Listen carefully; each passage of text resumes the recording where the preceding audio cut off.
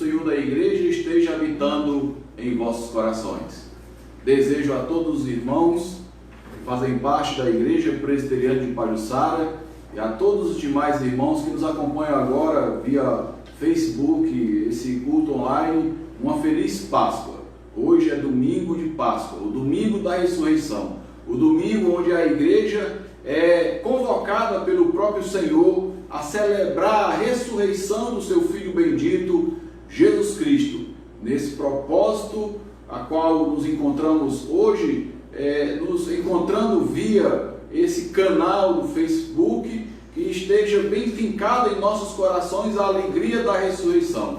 Jesus Cristo ressuscitou, venceu a morte, e por isso estamos alegres, estamos celebrando a obra beatífica, redentora, que o Deus Pai, Filho e Espírito Santo proporcionou a todo o seu povo. Assim, meus irmãos, nesse domingo de Páscoa, que a alegria do céu esteja reinando em vossos lares. E vamos convidar os irmãos que estão nos assistindo a confirmar sua presença online. Digite aí o versículo que o Senhor colocou essa manhã no seu coração, para que possamos saber que o irmão acompanhou online o culto da ressurreição. Obviamente outros assistirão a posteriori, mas que aqueles que nos acompanham, que coloque lá o seu versículo preferido. Seria hoje a escola bíblica dominical, mas vamos ter o culto da ressurreição. Está nos auxiliando hoje o presbítero Simeão Batista. E também estou aqui com a minha família, Manuela, Catarina e Ingrid. Estão também a cultuar o Senhor aqui na sala pastoral da Igreja Presbiteriana de Pajuçara. Pegue a sua Bíblia, reúna com o seu inário, chame toda a sua família, os seus parentes, aqueles que estão cumprindo o isolamento social aí na sua casa, e vamos celebrar o autor e consumador da nossa fé. E vamos iniciar, portanto, o culto orando ao Senhor, pedindo a Ele pela nossa pátria, pedindo a Ele pelo estado do Ceará, pedindo a Ele pelo município de Maracanaú e pelas nossas famílias. Que o Senhor afaste da nossa pátria, do estado e do município de nossas famílias o vírus que está a contaminar o mundo inteiro. Que em breve possamos nos ver livre dessa ameaça e voltar a nos reunir como povo de Deus, como convém a todos os santos. Para essa primeira oração, convido a você que está nos assistindo online a se colocar de joelhos. Daqui para frente, o presbítero Simeão vai conduzir o momento litúrgico, e após o momento de cânticos e leituras bíblicas, nós vamos nos alimentar com o rico tesouro do céu, o rico alimento do céu, que é a sua santa palavra. Então, meus irmãos, coloque-se de joelho. Vamos nos humilhar na presença de Deus. O presbítero Simeão vai nos conduzir daqui para frente.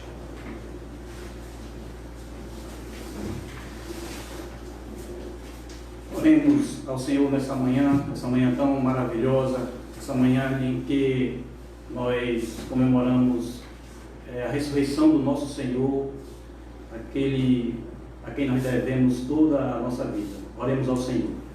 Senhor Deus e Pai, nessa manhã tão maravilhosa, Pai, a qual nós nos encontramos na Tua presença, queremos Te agradecer, porque o motivo pelo qual nós nos encontramos aqui, e a esses irmãos que estão assistindo pelo Facebook também, nós somos gratos a Ti, Pai, porque tudo que nós somos, tudo que temos, é porque é o Senhor quem tem nos proporcionado, é o Senhor quem tem, de uma maneira toda especial, tem olhado para cada um de nós. Senhor, nos abençoa, Pai, nos abençoa as nossas vidas. Não que o Senhor já não esteja abençoando, mas precisamos ainda mais das Tuas bênçãos, Pai, sobre as nossas vidas. Amém. Porque precisamos do Senhor. Nós não podemos fazer nada, nós não somos nada, se o Senhor não estiver conosco. E desde já Te agradecemos pelo Teu sacrifício, Pai. Quando o Senhor se deixou ser levado à cruz do Calvário para morrer por cada um de nós, Pai, para nos dar vida e vida em abundância, porque assim a Tua palavra nos revela, Pai. Nós somos revelados através da Tua palavra que o Senhor nos ama e o Senhor tem de uma maneira toda especial olhado para nós. Abençoa todos aqueles que estão enfermos, Pai, que o Senhor venha de uma maneira especial olhar para aquelas pessoas que estão enfermas, que estão padecendo de alguma enfermidade, principalmente com essa Covid-19 que se alastrou por todo o mundo. Que o Senhor esteja olhando para os Teus servos, Pai, para aqueles que professam a fé em Teu nome, Pai. Abençoa os profissionais que estão à frente, combatendo esse vírus, e o Senhor esteja com eles, Pai, estejam abençoando a cada um deles. E abençoa os Teus filhos, Pai.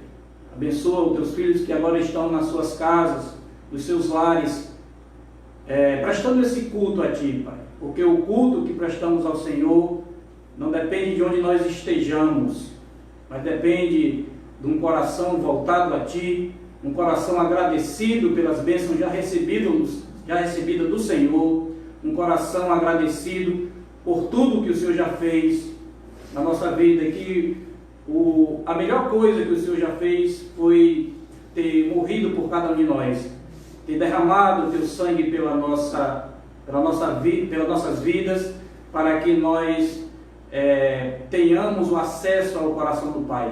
É através do Teu sangue, Senhor, e por isso nessa manhã nós somos gratos a Ti, somos gratos por tudo que o Senhor tem feito nas nossas vidas, e tenho certeza que o Senhor irá fazer ainda muito mais pela vida de cada um dos Teus servos. E em nome do Teu Filho amado, Jesus, é que nós te agradecemos nessa manhã tão maravilhosa, a qual nós nos encontramos na Tua presença. Amém, amém. E amém, Senhor. Meus irmãos, eu quero convidá-los, os irmãos, a abrirem a palavra de Deus no livro de Salmos, capítulo 92, e nós iremos fazer essa leitura com os irmãos aí das suas casas.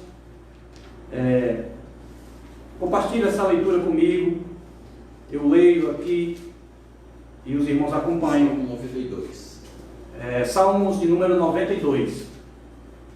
É um hino de gratidão a Deus. Salmos, cântico para o dia de sábado. Nos diz assim a gloriosa palavra do Senhor: bom é render graças ao Senhor e cantar louvores ao Teu nome, ó Altíssimo. Anunciar de manhã a Tua misericórdia e durante as noites a Tua fidelidade, com instrumento de 10 cordas, com saltério e com a solenidade da harpa. Pois me alegraste, Senhor, com os Teus feitos. Exultarei nas obras das Tuas mãos. Quão grande, Senhor, são as Tuas obras. Os Teus pensamentos, que profundos. O inepto não compreende e o estulto não percebe isto. Ainda que o ímpio brotam como a erva e florescem todos os que praticam a iniquidade. Nada obstante, serão destruídos para sempre. Tu, porém, Senhor, és o Altíssimo eternamente. Eis que os Teus inimigos, Senhor, eis que os Teus inimigos perecerão. Serão dispersos todos os que praticam a iniquidade. Porém, Tu exaltas o meu poder como o do boi selvagem. Derramas sobre mim o óleo fresco. Os meus olhos veem com alegria os inimigos que me espreitam, e os meus ouvidos se satisfazem em ouvir dos malfeitores que contra mim se levantam. O justo florescerá como a palmeira, crescerá como o cedro no Líbano. Plantado na casa do Senhor, florescerão nos átrios do nosso Deus. Na velhice darão ainda frutos, serão cheios de seiva e de verdor, para anunciar que o Senhor é reto, Ele é a minha rocha e nele não há injustiça. Deus é a nossa rocha e nele não há injustiça. Deus irá nos conduzir, irá fazer com que nós venhamos a passar por esse momento tão difícil Mas aqueles que confiam no Senhor terão certamente a vitória e crescerão, porque estão na presença do nosso Deus. Quero convidar os irmãos a abrirem seu zinário, um novo cântico, e nós iremos louvar a Deus com dois hinos. Refúgio Verdadeiro 145. Seguro estou, não tenho temor do mal, sim, guardado pela fé em meu Jesus. Não posso duvidar desse amor leal, Ele em seu caminho sempre me conduz. Não me deixará, mas me abrigará do pecado vil, me vem livrar. A sua graça não me recusará, se Jesus é quem me pode sustentar. No poder de Cristo Mestre, minha vida salva está. No perigo que cercá-la, Ele poderá livrá-la. Seu poder eterno sempre a susterá. Abrigo eterno tenho no Salvador, Ele esconde a minha vida em seu poder. Não posso ter receio do mal feito, que procura pertinaz me enfraquecer. Confiado então nessa proteção, sigo a Cristo e quero ser fiel. Na minha vida cheia de gratidão, sim ao meu Senhor e Rei Emanuel. No poder de Cristo Mestre, minha vida salva está. No perigo que cercá-la, Ele poderá livrá-la. Seu poder eterno sempre a susterá. Perigo algum me pode causar temor, pois meu Salvador não me abandonará. Com sua proteção e com seu amor, dirigindo minha vida Ele estará. Nunca deixarei, mas fiel serei, sempre firme e cheio de fervor. Estando bem firmado em Jesus, meu Rei, sigo avante confiando em seu amor. No poder de Cristo Mestre, minha vida salva está. No perigo que cercá-la, Ele poderá livrá-la. Seu poder eterno sempre a susterá. Quero convidar os irmãos a continuarmos louvando ao Senhor com o hino Vencendo Vem Jesus 147.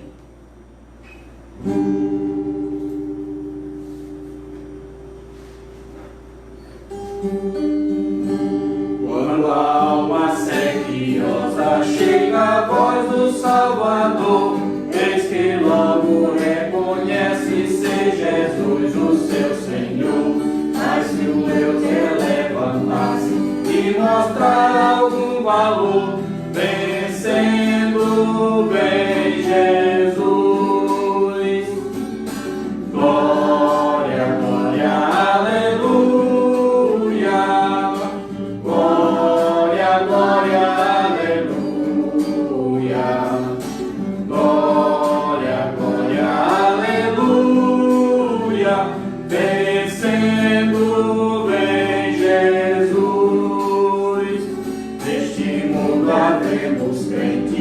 vencer sempre algum pesar, mesmo luta de sabores, nossa paz vem perturbar. Mas se o mal nos ameaça, de alegria nos roubar, vencendo vem Jesus. Glória, glória, aleluia. Glória, glória, aleluia. Glória, glória, aleluia. Vencendo vem Jesus. Da vaidade fiéis servos lutam por fazer-nos seus. Muitas vezes nos assaltam os modernos fariseus, mas ao triunfo vemos sem a graça do bom Deus, vencendo vem Jesus. Glória, glória, aleluia. Glória, glória, aleluia. Glória, glória, aleluia. Vencendo vem Jesus. Meus irmãos, nesse momento, nós iremos fazer mais uma oração. Oração essa por invocação do nosso Deus, para que Ele nos prepare para a mensagem que daqui a pouco nós iremos ouvir da parte de Deus através do pastor Cícero Leandro. E quero convidar você a fechar os seus olhos e nesse momento nós iremos orar a Deus pedindo a invocação do Espírito Santo de Deus nesse momento. Senhor Deus e Pai, nessa manhã nós estamos aqui, Pai, para ouvirmos a Tua voz. Precisamos ouvir aquilo que o Senhor tem a nos falar, porque precisamos do Senhor. Precisamos do Senhor nas nossas vidas. Precisamos do Senhor para nos orientar a nossa vida, porque sem o Senhor nós não somos nada, nada podemos fazer, Pai. Prepara os nossos corações, prepara nossas mentes para ouvirmos a Tua voz, Pai. Abençoa o Teu servo, o pastor Leandro, que irá falar daquilo que o Senhor tem colocado nos seus corações para a Tua igreja, Pai. Abençoa a cada um dos irmãos que nesse momento encontram-se nos seus lares, mas prestando culto a Ti, Pai. Isolados, mas não do Senhor. Isolados para nos prevenirmos contra essa doença que assola todo mundo, mas não isolados do Senhor, porque a nossa vida é uma vida, nós levamos para prestar culto a Ti, Pai. Recebe as nossas orações, recebe os nossos louvores, Pai, nessa manhã, em nome do Teu Filho amado, Jesus, é que nós te oramos ao Senhor nesse momento. Amém.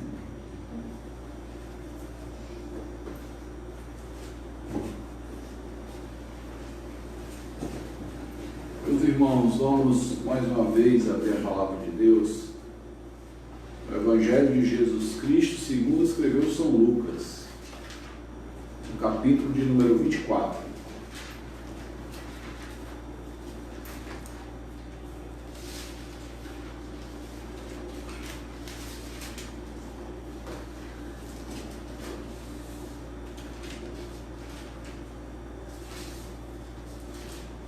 Evangelho de Jesus Cristo, segundo escreveu São Lucas, capítulo 24. Nós vamos estar realizando a leitura dos versos 13 até o versículo de número 35. Eu vou ler, os irmãos acompanham em suas Bíblias. Assim está escrito na palavra de Deus. Naquele mesmo dia, 2 deles estavam de caminho para uma aldeia chamada Emaús, distante de Jerusalém, 60 estádios. E iam conversando a respeito de todas as coisas sucedidas. E aconteceu que, enquanto conversavam e discutiam, o próprio Jesus se aproximou, ia com eles. Os seus olhos, porém, estavam como que impedidos de o reconhecer. Então lhe perguntou Jesus: que é isso que vos preocupa, de que ide tratando à medida que caminhais? E eles pararam entristecidos. porém, chamado Cleopas, respondeu dizendo: És o único, porventura, que, tendo estado em Jerusalém, ignora as ocorrências desses últimos dias? Ele lhes perguntou: quais?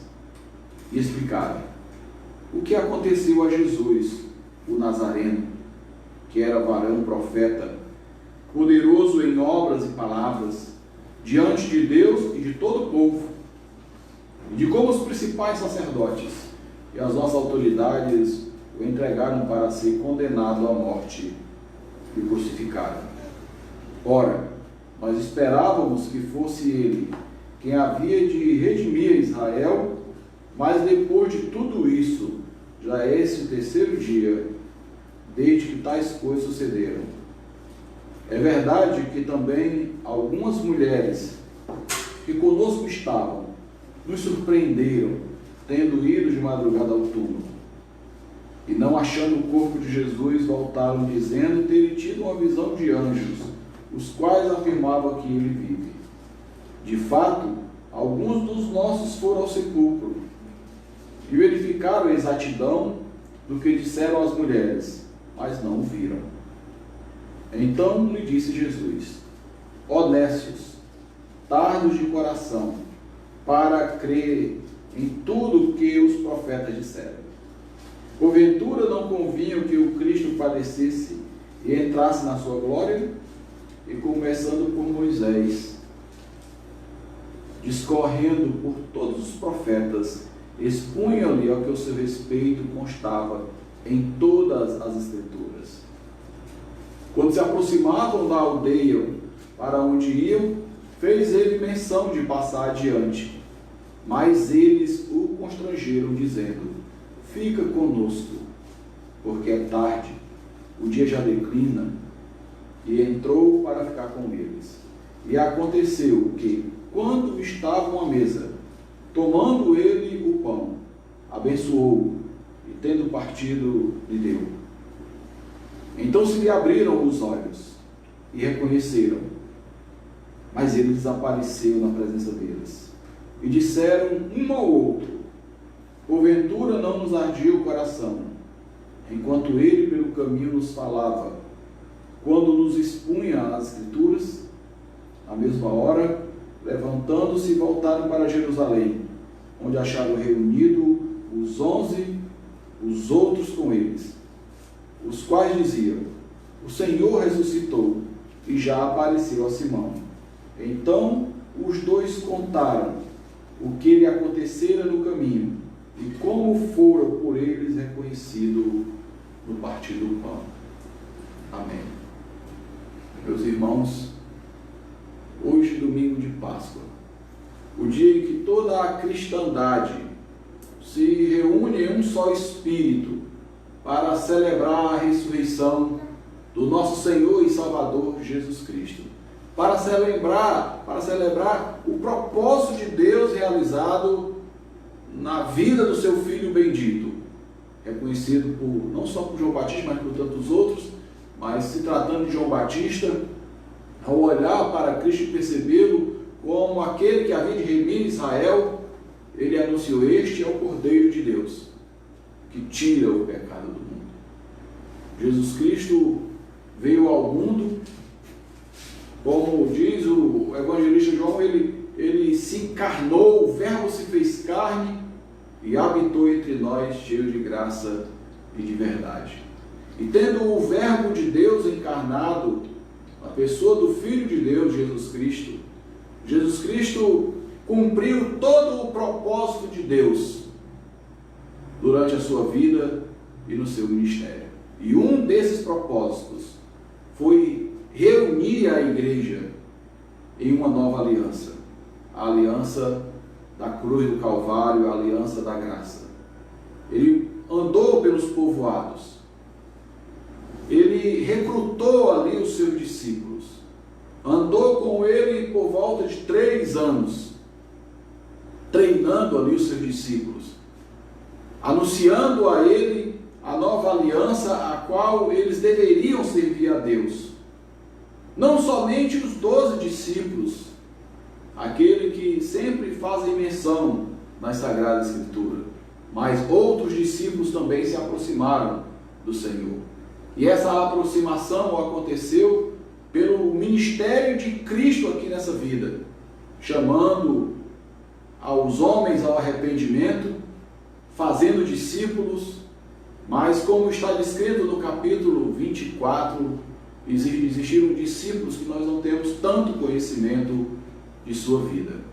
Aqui aparecem 2 discípulos, a qual não há uma narrativa fora desse texto da sua atuação. A crítica da redação bíblica informa que eram 2 discípulos do sexo masculino. Existe um outro caminho que ensina que, por não relatar o nome do segundo, seria ali um casal. Não importa, meus irmãos, porque nós sabemos que eles estiveram com Jesus, sendo 2 discípulos, sexo masculino, ou sendo um casal. Isso não é de grande valia nesse momento para a nossa reflexão. O que nós podemos aprender aqui no capítulo 24, no texto a qual relata desses 2 discípulos, que até outrora anônimos, é sobre o estado espiritual a qual nós podemos nos encontrar no dia da ressurreição. No dia que o Senhor ressuscitou, se manifestou às mulheres, depois a Pedro, e depois a todos os discípulos, e agora a esses aqui também. E ao analisarmos o aparecimento, a ressurreição de Jesus, tanto para as mulheres, como para os discípulos, para Pedro, para estes 2 discípulos que iam no caminho de Emaús, como para Tomé também, nós podemos constatar que esses discípulos, eles estavam vivendo um sentimento diferente do que é para a sua igreja viver no domingo da ressurreição.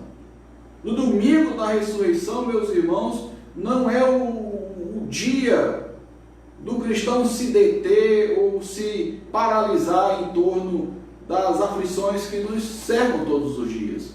Hoje é dia da alegria da igreja. Hoje é o dia que nós podemos celebrar com todo o nosso ser a obra que o Senhor mesmo relatou em toda a Escritura que iria fazer para a nossa redenção, para a nossa salvação.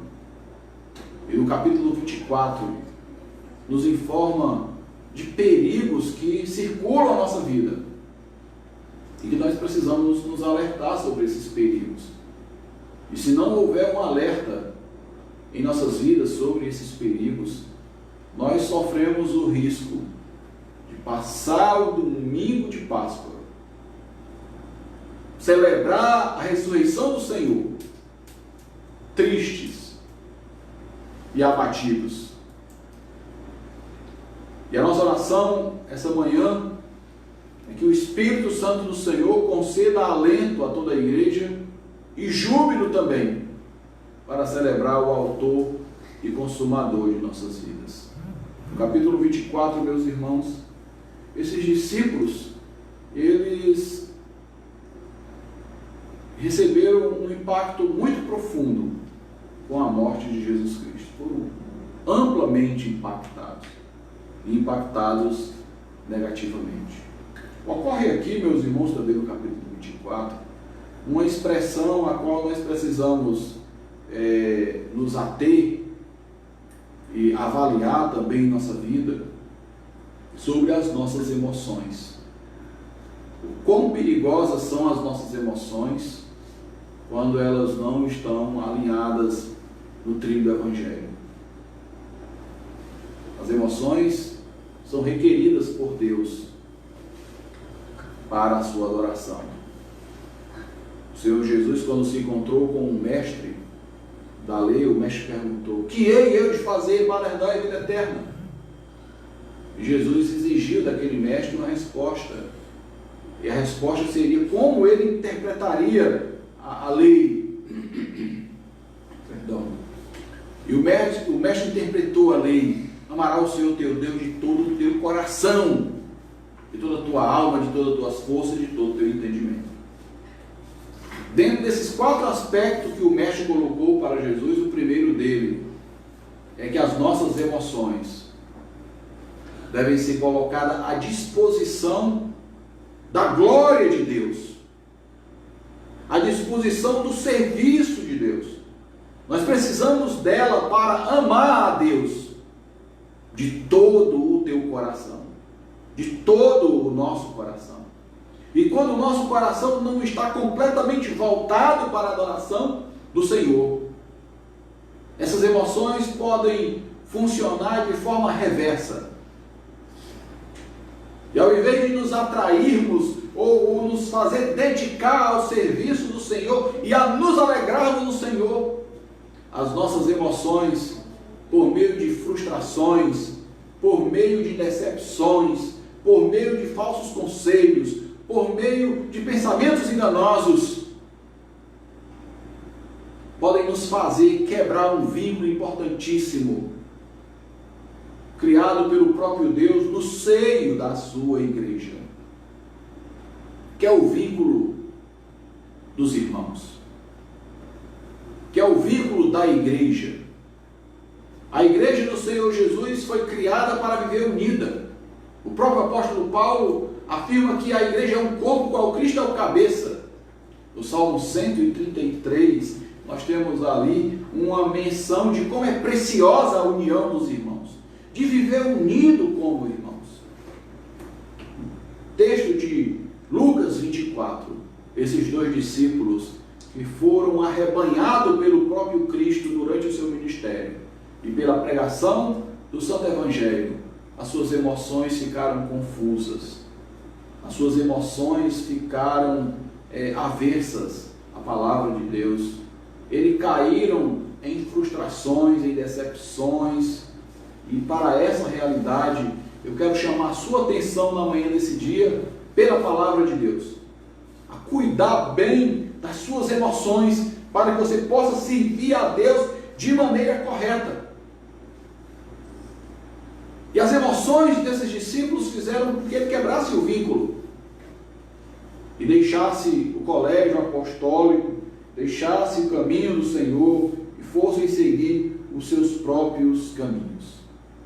Mas essa caminhada de apartamento, de separação da igreja do Senhor, é uma caminhada que, em primeiro lugar, ela é reprovada por Deus. Existem movimentos hoje em nosso redor, meus irmãos, que vivem pregando essa mentira de que não precisa ter lugar para se reunir, que não precisa ter pastor, que não precisa ter presbíteros, que não precisa ter diáconos. Daqui mais uns dias vão dizer que não precisa nem da Bíblia. Mas a Bíblia, que é a nossa única e infalível regra de fé e prática, afirma que o Senhor deixou uma igreja, um povo reunido nela, oficiais para cuidar delas, e nem sempre os oficiais, meus irmãos, conseguirão cumprir cabalmente com as suas funções. Nem mesmo os próprios discípulos. Esses homens aqui, esse casal aqui, esses homens se separam do grupo. E nós vamos poder avaliar em Lucas 24 os perigos a qual eles se envolveram. O primeiro perigo que avultou aqueles discípulos é que esse sentimento de frustração e decepção, quando não colocado corretamente diante de Deus e confessado esse pecado diante de Deus, ele turva a visão do crente. Versículo 15. Aconteceu, vamos pegar do 14, iam conversando a respeito de todas as coisas que sucediam. E aconteceu que enquanto conversavam e discutiam, o próprio Jesus se aproximou e ia com eles. E os seus olhos, porém, estavam como impedidos de o reconhecer. Primeiro perigo que avultou a vida daqueles discípulos, com sentimentos contrários a decepção, a frustração não resolvida, a decepção e a frustração não confessada diante de Deus, gerou um bloqueio espiritual tão forte que o próprio Cristo, os discípulos obviamente aqui mais uma vez falharam, como demonstra que a igreja de Deus pode falhar. Cristo é que não falha. O próprio Cristo adentrou a caminhada dos seus discípulos. O próprio Cristo adentrou aquela caminhada de cegueira espiritual. E ao adentrar aquela caminhada, Lucas registra no capítulo 24, versículo 16, que os olhos daqueles discípulos estavam impedidos de reconhecer. Vejam, meus irmãos, aqui um fator de nossas orações, em nossas vidas, primariamente, obviamente, na vida dos nossos familiares, na vida dos eleitos de Deus e na vida daqueles que um dia deixaram de caminhar com a igreja para seguir o seu próprio caminho. Nós temos aqui uma observância do quanto é necessário orar, a fim de que o Senhor conceda uma visão bíblica àqueles que se deixam levar pelos seus próprios pensamentos, aqueles que se permitem andar no caminho dos seus próprios pensamentos.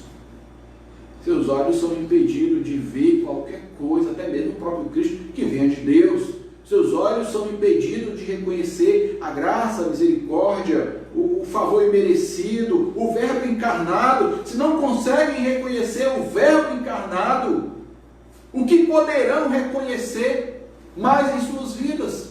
Esses homens estavam com os olhos vedados para as coisas espirituais.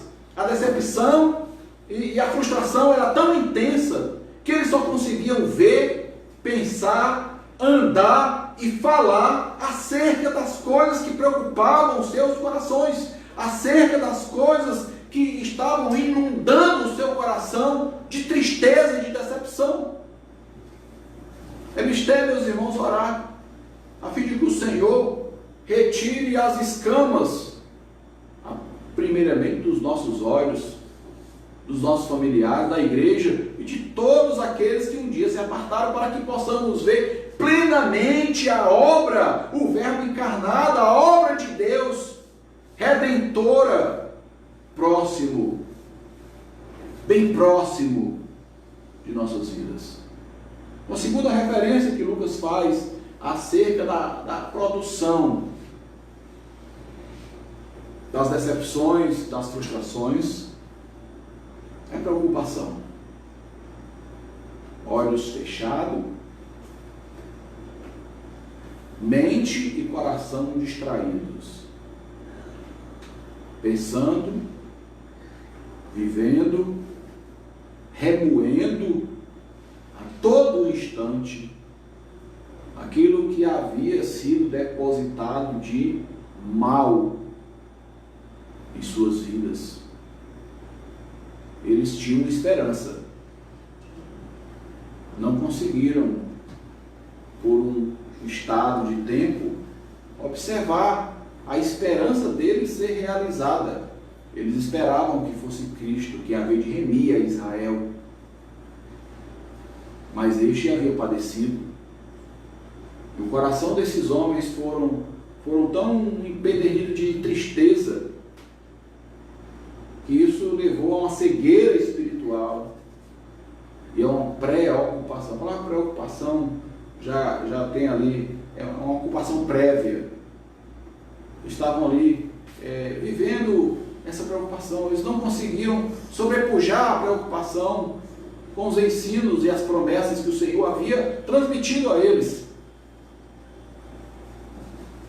No versículo 17, tem uma terceira característica da frustração.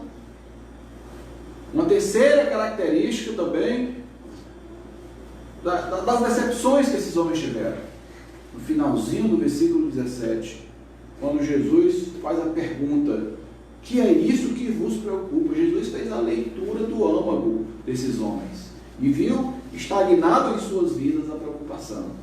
E não somente viu estagnada a preocupação, E o que é isso que vocês vêm tratando à medida que vocês vão caminhando?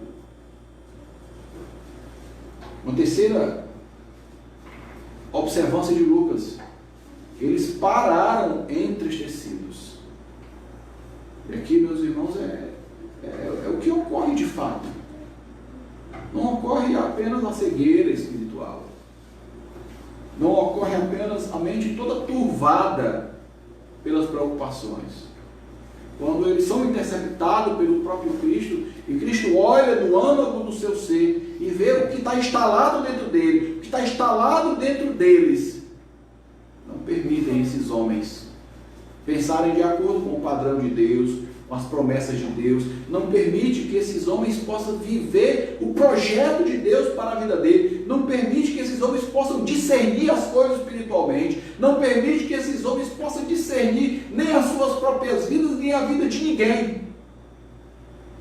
E a falta desse discernimento, mesmo no caminho avesso à palavra de Deus, que eles param naquele caminho.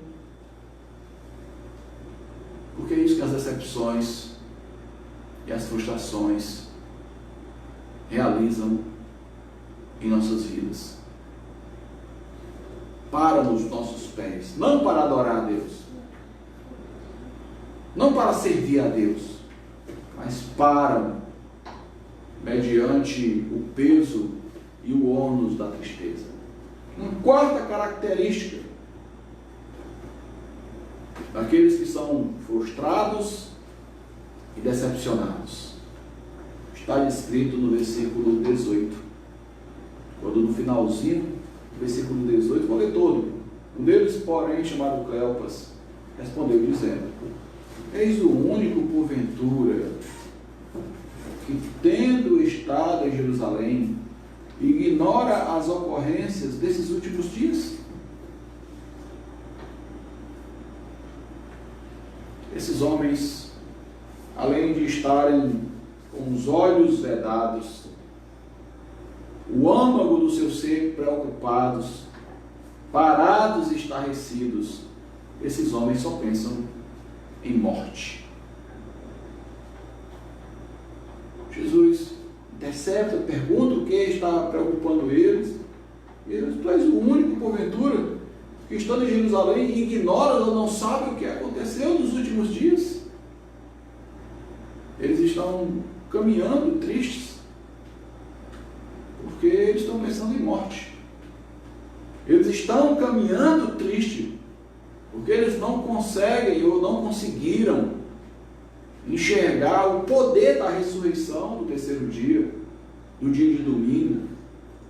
Obviamente eles estão ainda associando Cristo aos sofrimentos que ele padeceu, aos sofrimentos que ele havia padecido na cruz do Calvário, a tal ponto desse pensamento apenas em morte deixar ele numa situação mais horrenda ainda.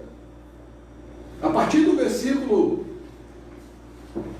18, já não basta ele estar cego, eles estão com os sentimentos confusos, porque no versículo 19 eles perguntam: quais acontecimentos?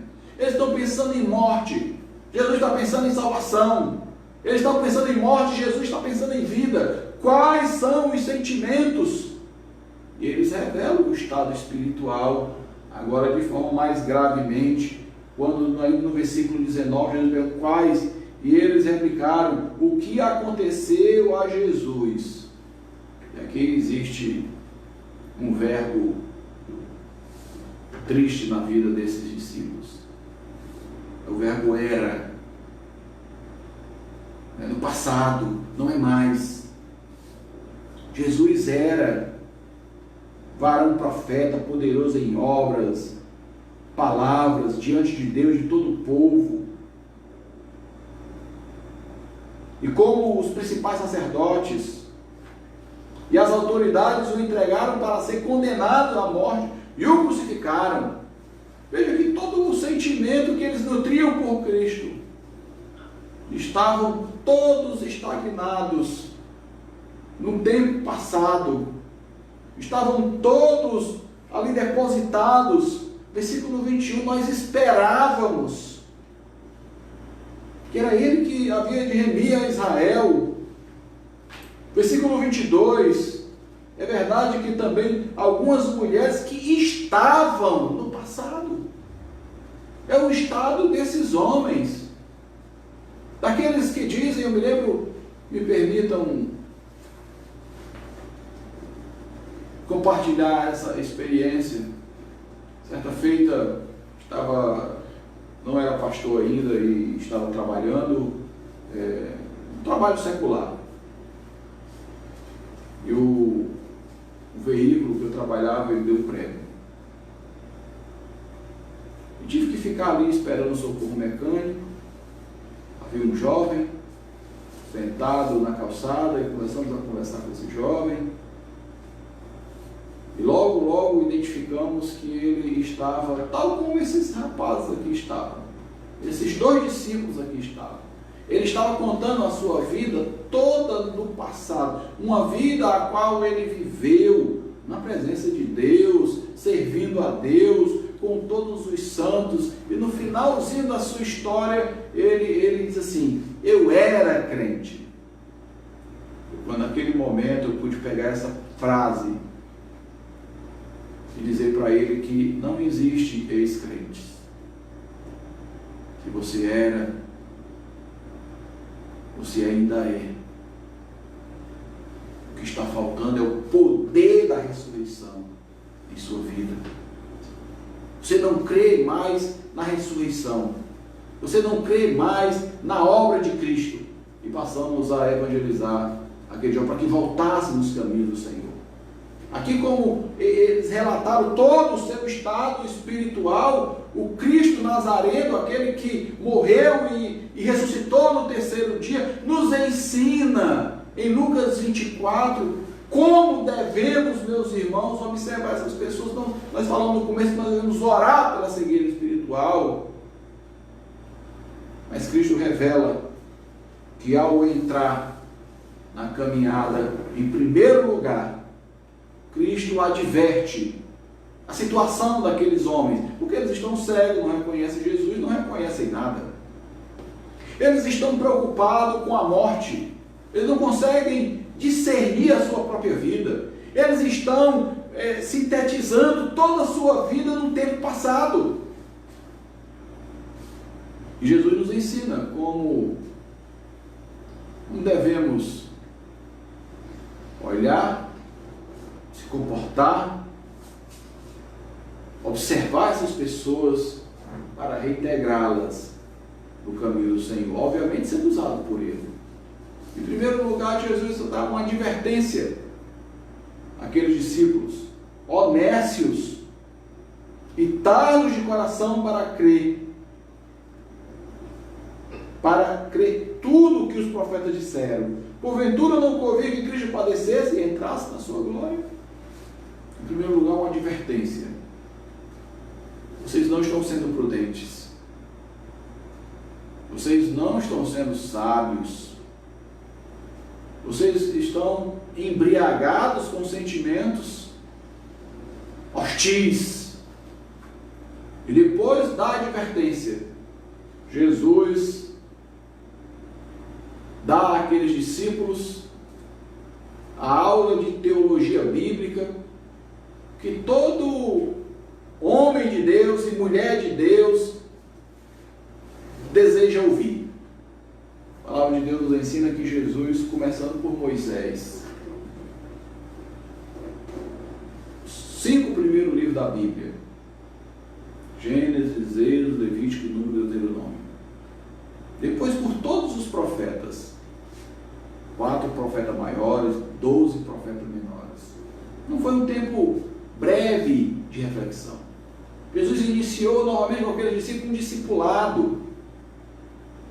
Ao abrir a Sagrada Escritura, Ele realizou aquilo que eu e você e toda a igreja do Senhor deve realizar, tendo em vista que essa é uma ação do próprio Cristo e que nós precisamos aprender a realizar essas ações.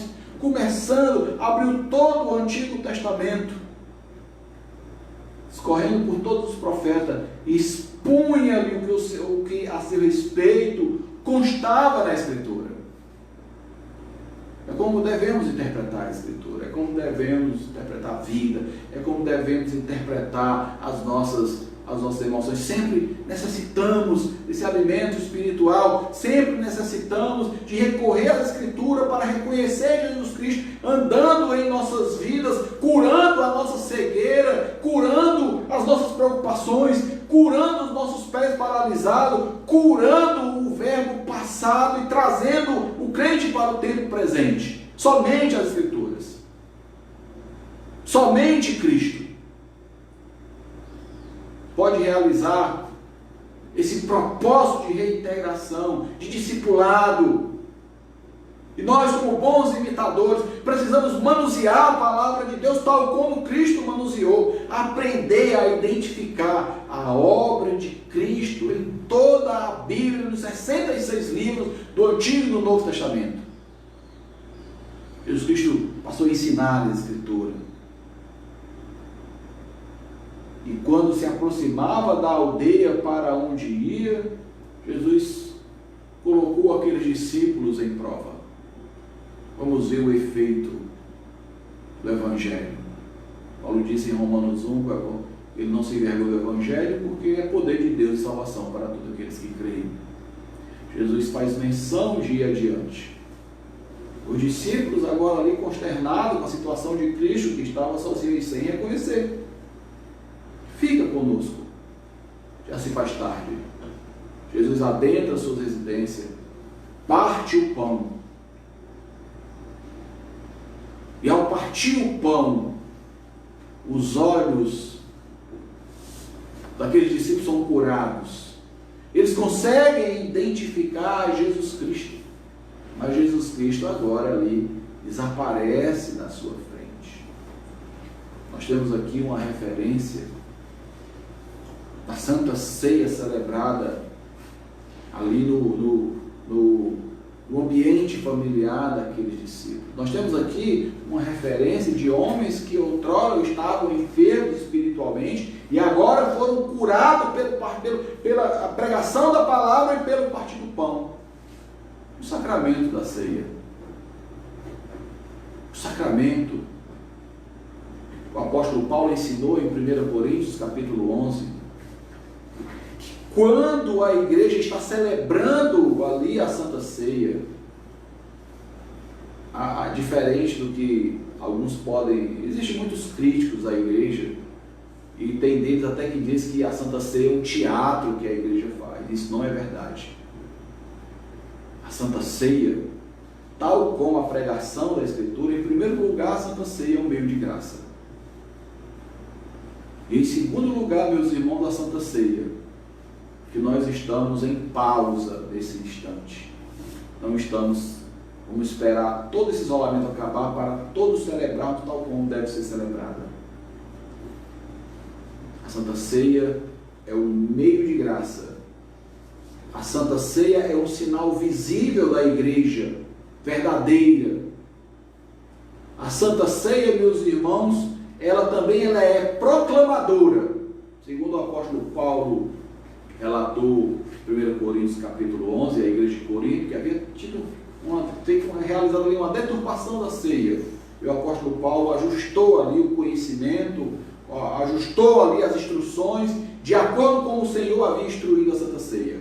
E ao deixar a Santa Ceia de acordo com o padrão do Senhor, em uma de suas palavras, o apóstolo Paulo assim relata: anunciais, porque todas as vezes que comerdes o pão e beberdes o cálice, anunciais a morte do Senhor, até que Ele venha. A proclamação da ceia, ela é a mensagem da cruz. Que Jesus Cristo morreu na cruz do Calvário, mas Ele ressuscitou e há de voltar, agora com todos os seus anjos e toda a sua glória para julgar os vivos e os mortos. As duas mensagens da ceia, ela fala da morte, mas também fala da ressurreição de Jesus. É a primeira mensagem da Santa Ceia. Anunciais a morte do Senhor, anunciais os benefícios da ressurreição. O amor com que o Senhor amou a sua igreja descrito em Isaías capítulo 53. Mas anuncia a morte e anuncia a parousia de Jesus Cristo, até que Ele venha. O ensino da Escritura no caminho e o ensino da Santa Ceia, por tantas vezes ali ministrado por Cristo àqueles discípulos, fez aqueles discípulos ficarem curados dos seus sentimentos avessos, fez com que aqueles discípulos pudessem discernir, porque no momento da ceia também há um discernimento da igreja de Deus. O apóstolo Paulo também a instruir a igreja do Senhor, ele, entre todas as suas instruções, uma delas também nos aponta para isso. Examine-se, pois, o homem a si mesmo, e coma do pão e beba do cálice. O exame é pessoal, e o exame, meus irmãos, deve nos levar a conhecer que tipo de sentimentos, de emoções estão hospedadas em nossas vidas, e esses sentimentos e essas emoções nos levam para longe da igreja do Senhor, e esses sentimentos e essas emoções nos fazem andar num caminho diferente que caminha a igreja do Senhor, que esses sentimentos e essas emoções têm nos levado para um lugar onde o Senhor não tem nos levado. Na hora do exame, nós precisamos confessar esses sentimentos que não vêm do céu, nós devemos confessar esses sentimentos que são pecaminosos, nós devemos confessar esses sentimentos que são prejudiciais, nós devemos confessar esses sentimentos que nos deixam tristes, preocupados, que nos deixam cegos, que colocam a nossa vida tudo lá no passado. E a instrução paulina em 1 Coríntios capítulo 11 é a seguinte: coma do pão, beba do cálice, porque o discernimento de todo esse sentimento, quando discernido e confessado, associado também à pregação da palavra de Deus e à vivência cristã, eles são terapêuticos, meus irmãos. Eles curam não só o corpo, mas curam a alma aflita e abatida. Eles curam não somente o casamento, o relacionamento interpessoais, mas eles nos colocam no caminho certo. Eles nos colocam não a caminho de Emaús. Se você é hoje um cristão que está caminhando no caminho de Emaús, receba essa palavra não como sendo minha, nem do presbítero Simeão, nem da minha família. Receba essa palavra como palavra de Deus. Confesse os seus pecados a Deus. Confesse os seus sentimentos pecaminosos a Deus. Confesse por onde os seus caminhos pecaminosos que têm distanciado você da casa de Deus, que têm deixado você num local onde a igreja do Senhor não está. Nesse momento, a essa análise, se alguém fizer essa pergunta, onde está a igreja de Deus? Obviamente a resposta poderia ser uma resposta, inclusive, também reprovável. Os discípulos estão trancados, Tomé está duvidando, mas tem algo bom. Mesmo aqueles discípulos amedrontados, trancados, e um negando, duvidando de que algo contrário possa acontecer, mas tem algo positivo também. Eles estão juntos como igreja, eles estão unidos como igreja, eles estão chorando com os que choram, eles estão se alegrando com os que se alegram, eles estão aguardando a ressurreição do Cordeiro de Deus que tira o pecado do mundo, ele está aguardando o Cristo ressurreto aparecer-lhes e animar-lhes o coração com a mensagem do domingo de Páscoa. E é essa mensagem que eu transmito a você da parte de Deus. Saia do caminho de Emaús. Confesse todos os seus sentimentos a Deus. Coloque esse seu sentimento de ira, esse seu sentimento de discórdia, esse seu sentimento de que não há salvação para aqueles que estão na igreja. Não é isso que Deus exigiu. Confesse isso diante do Senhor. O momento de partir do pão foi um momento terapêutico.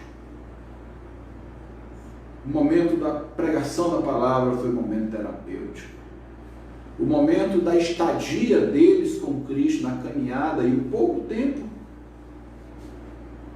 sentado à mesa, foram momentos reveladores, foram momentos terapêuticos, que curou todo o ser desses discípulos.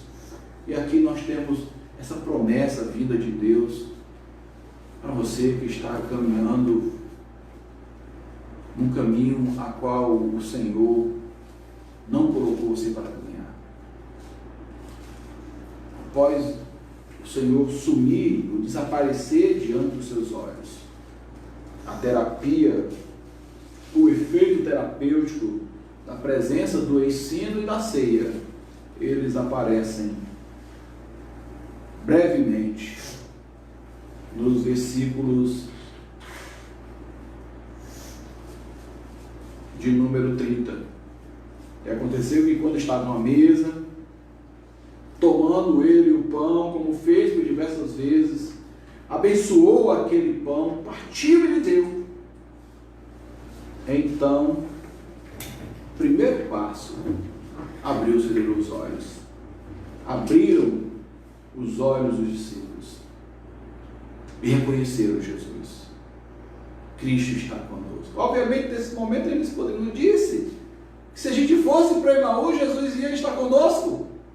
Jesus apareceu naquela caminhada com um propósito específico, não de aprovar aquela caminhada, mas para curar o coração daqueles homens. Eles não poderiam dizer, se Cristo está conosco, então está tudo bem aqui. Os olhos deles foram abertos e eles reconheceram a Jesus Cristo. Versículo 33. Disseram um para o outro, porventura não nos ardia o coração, quando ele pelo caminho falava. E o que foi que ele falou? Nécios, tardos de coração para crer. Jesus ali começa a folhear toda a Escritura, obviamente, o Antigo Testamento, porque o Novo não estava produzido.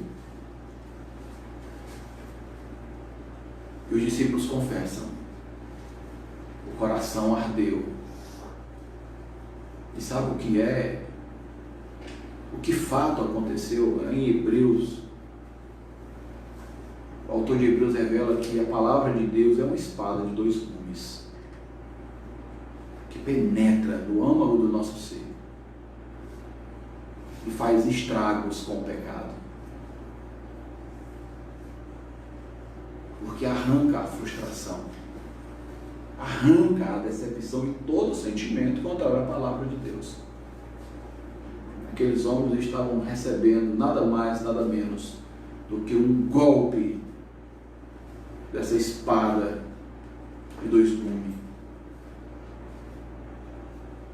Eles não sabiam o que estava acontecendo, mas eles estavam sendo operados pela espada do Senhor e retirados de sua vida a frustração, as decepções, retirado da sua vida a cegueira espiritual, as preocupações,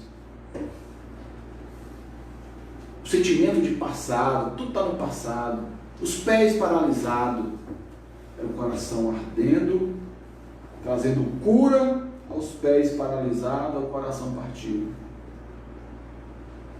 A palavra de Deus afetou exatamente onde eles precisavam ser afetados, no coração, ardia o peito de sentimentos averso à palavra de Deus. E agora, meus irmãos, tendo reconhecido Cristo, tendo os seus olhos libertos, tendo o coração afetado, versículo 33, Lucas é exato. Olhos curados, Jesus reconhecido, coração curado.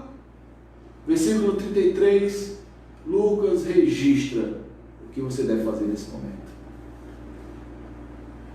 Lucas escreveu assim, que na mesma hora na mesma hora, sem demora, levantando-se. Os irmãos se lembram, quem assistiu o culto doutrina no último domingo? Levanta-te, Jacó. Eles se levantaram e voltaram para Jerusalém. Veja aqui, meus irmãos, agora a ação ou a vida de gente curada. Veja aqui um relato daqueles que um dia receberam Jesus em sua caminhada, ouviram a santa pregação do Evangelho, participaram da santa ceia do Senhor e agora os seus olhos estão limpos. Reconhecem de fato agora quem é Jesus. O coração está livre de sentimentos pecaminosos. Eles não ficam em Emaús. Assim como você não pode ficar no estado que você se encontra. Assim como você também não pode ficar nesse sentimento que eu não sei se eu vou para a igreja, eu não sei se eu sou crente, eu não sei o que eu sou. Gente curada, gente saudável, gente que é encontrada por Cristo, não fica no caminho de Emaús. Lucas diz que na mesma hora, levantando, voltaram para Jerusalém. E eles voltaram não para a cidade apenas de Jerusalém, eles voltaram para a igreja, eles voltaram para o lugar da onde eles nunca deveriam ter saído. Eles voltaram, aqueles que em nada contribuíam, agora vão contribuir com a igreja. Eles voltaram, acharam os 11 discípulos ali, porque Judas havia desertado do grupo e cometido suicídio. Os 11 estavam reunidos com eles, os quais diziam: o Senhor ressuscitou e já apareceu a Simão. Os 11 disseram: olha, meus irmãos, que notícia boa! Jesus ressuscitou e apareceu a Simão. E no versículo 35 eles respondem como igreja. Então os dois contaram o que lhe aconteceram no caminho, de como foram por eles reconhecidos no partir do pão, quando eles receberam a mensagem da redenção. Eles já estavam agora portando também essa mensagem. Quando eles ouviram, Cristo ressuscitou e apareceu a Simão, eles cantaram o cântico que foi entoado aqui logo no começo. Cristo já ressuscitou, aleluia. Essa frase, meus irmãos, ao ecoar em nossos ouvidos, ela traz todo o alento que nós precisamos nesse domingo de Páscoa. Cristo ressuscitou. Essa é a nossa alegria. Cristo ressuscitou. Essa é a nossa esperança nesse domingo de Páscoa, meus irmãos. Nosso desejo como igreja do Senhor é que o Senhor, o próprio Cristo, tenha ministrado a sua vida. Tenha levado a você a rever as suas emoções, os seus sentimentos, as suas frustrações, as suas decepções, as suas iras, as suas discórdias. E que uma vez confirmado com a palavra do Senhor, que essas coisas não produzem frutos de arrependimento, que a palavra pregada, ministrada em sua vida, possa levar você a se arrepender dos seus pecados, a confessar as suas faltas e a voltar para a igreja, para junto dos 11. E quando alguém perguntar: por que você voltou? Você pode dizer: porque Cristo ressuscitou.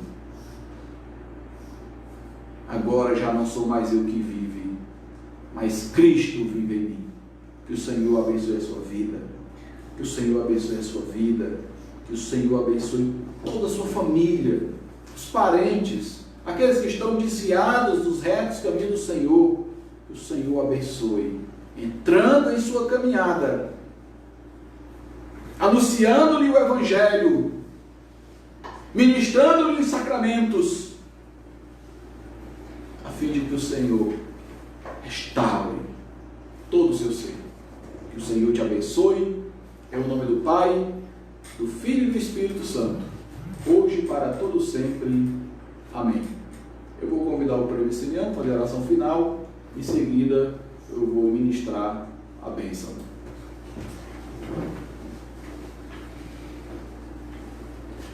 Oremos, meu irmão. Nesse momento nós iremos fazer uma oração para finalizarmos esse culto ao Senhor, o qual Ele nos abençoou através do seu servo, o pastor Leandro, com essa mensagem maravilhosa. Senhor Deus e Pai, nós somos gratos a Ti, Pai, porque podemos entender, Pai, através da Tua palavra nos revela de que o Senhor é um Deus de amor, Pai, um Deus que tem se preocupado com a Tua igreja. E por isso, nessa manhã, nós estamos alegres por podermos participar dessa igreja, Pai, o qual o Senhor comprou com o Teu sangue, o qual o Senhor escolheu para a propriedade exclusiva Tua. E em nome do Teu Filho amado, Jesus, é que nós te agradecemos nessa manhã por todos os benefícios que o Senhor tem derramado sobre cada um de nós. Em nome do Teu Filho é que nós oramos ao Senhor nessa manhã. Amém. Amém. Receba a bênção. Que a graça do nosso Senhor e Salvador Jesus Cristo, que o amor de Deus, nosso Pai, as santas consolações do Espírito Santo, repousem sobre as nossas vidas, sobre as nossas famílias, sobre a igreja eleita do Senhor distribuída na face da terra, hoje e para todo sempre. Amém.